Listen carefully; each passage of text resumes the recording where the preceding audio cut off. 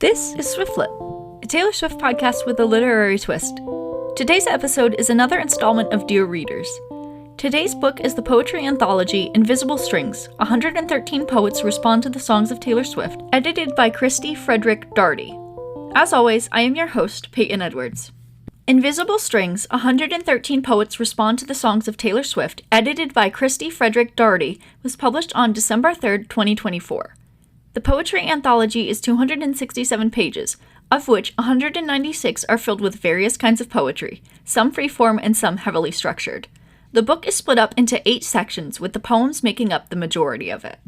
Author background. The anthology was created and edited by Kristie Frederick Daugherty. She is a poet and professor at the University of Evansville. As she wrote in the introduction, she got inspired to create the anthology while watching Swift announce the Tortured Poets Department at the Grammys in February of 2024. From there, she reached out to various poets to contribute to the collection. At the end of the book, there is an About the Contributors section that includes the bios for all of the anthology's contributors. Overall thoughts. Overall, I enjoyed the anthology, though I realize that it may not be for all Swifties. I personally have a background in poetry. It's the form I've written in the longest and the one I write most frequently. And yes, I have written a piece inspired by a Taylor song. So I am well adjusted to reading, writing, and analyzing poetical works. Poetry, like a lot of art, is incredibly subjective, so not every piece you encounter will resonate with you. I know a lot of people who haven't necessarily studied poetry in depth believe that all poems must have a rhyme scheme, which is not the case. Many poets, myself included, do not write according to a rhyme scheme, and there are plenty of poets who do. It just depends on the particular poet and the piece at hand. This anthology presents a mix of different styles of poetry, including those adhering to a specific structured poem format, like a sonnet or a villanelle, and those that are freeform and aren't bound by any particular rules. I enjoyed the foreword written by Sir Jonathan Bate. I often found myself nodding along to what he had written thanks to my senior capstone in college, which made the argument that songs should be analyzed similar to poetry and be considered a kind of literature. I think the background provided by him helps set the reasoning behind why this anthology came into being and its validity for existing. I also enjoyed Daugherty's introduction mixing the personal and fandom aspect of things with the more scholarly world. I think both of the little introductions before the actual poetry help give the readers an idea for what they are in for. Out of the 113 pieces included in the anthology, there were a handful that stuck out to me when I read them. They were number 7, Raro Road by Nina Mingya Powells, number 8, Last Call by Carl Phillips, number 11, Trans Ohm by Tommy Archuleta, number 13, In Wonderland, We're Surprised Not Surprised to Learn the Chamomile Tea Tastes Bitter by Kelly Russell Agadon, number 14, Radioactive Apology by Subhaga Crystal Bacon, number 21, On the Stairs by Joy Harjo, number 26, Honeycombed and Dangerous by Katie Darby Mullins, number 29, Ophelia, Mania from the Willow Tree by Andrea Simpson, number 30, No Table I Could Dress by Carrie Salerno, number 39, Grief Observatory by Topaz Winters, number 45, Homecoming by Jennifer Espinoza, number 51, Perennial by Andrea Gibson, number 53, 1993 by Katie Manning, number 59, Oceans Apart by Leah Umansky, number 64, Pathetic Fallacy by Paul Tran, number 81, Creation by Dean Rader, number 92, Exit Plans by Joan Kwan Glass, number 98, After is After, Everything is Over by Mary Jo Bang, number 100, Ballroom of Stars by Diane Ackerman, and number 101, Who We Were by Nicole Brown. There's nothing that I specifically look for in a poem when I read it. If it resonates with me or makes me feel, that happens naturally and it can't be forced, nor does it have to check off the boxes of some imaginary checklist I keep while encountering poems. I just don't have one of those. For me, a poet's description, flow, word choice, or the way structure is played with can make a poem hit for me, and many of the poems mentioned above did that in some manner, which stuck with me when reading the anthology. For me, I was unfamiliar with a majority of the poets in this book, although there were a couple whose works I had read before in poetry classes in college, so getting to experience new poets and their style of writing was a delight.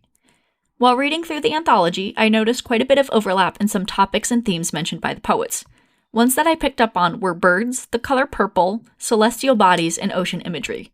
Whether the occurrence of them was due to the act of responding to Swift's work or just something that a particular poet wanted to mention, I don't really know, but I found the repeated images to be interesting and a way to give the collection a bit of connective tissue besides the initial prompt of responding to Swift's music. I found it interesting that, for this project, songs were assigned to poets instead of having poets choose a track that spoke to them.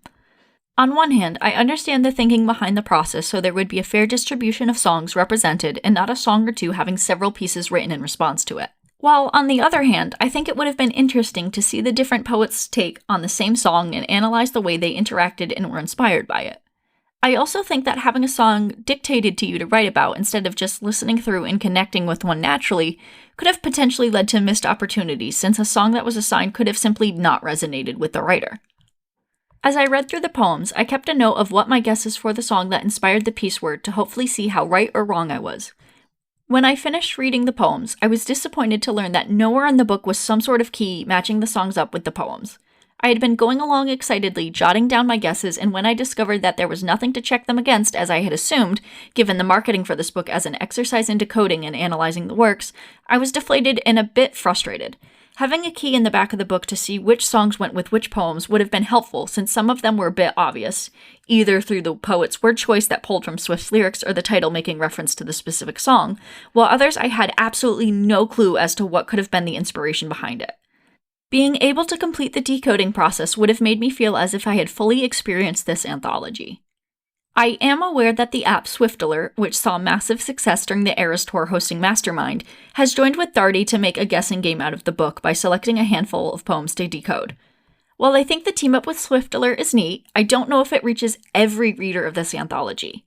If I wanted to pass this book off to someone like, say, my grandma who is a fan of Swifts and enjoys reading, or a friend who is also a writer and a Swiftie but not nearly entrenched in the fandom as me, they would have no idea about the Swiftalert aspect unless I told them about it, and even then I'm not sure if they would go out of their way to download an app for the sole purpose of decoding this book.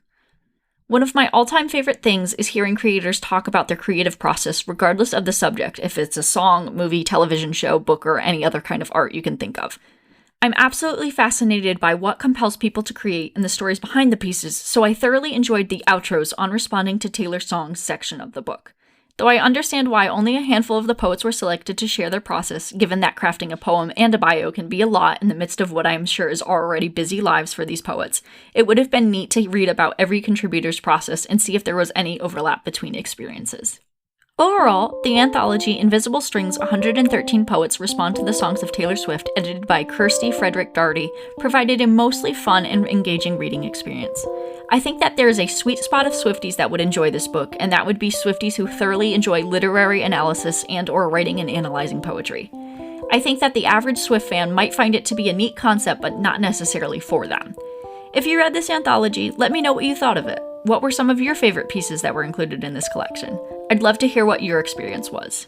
Thank you for listening to this episode of Swiftlet. This episode was written and edited by me, Peyton Edwards. I hope you enjoyed listening, and if you did, please rate, review, and share this podcast. You know, all of that good stuff.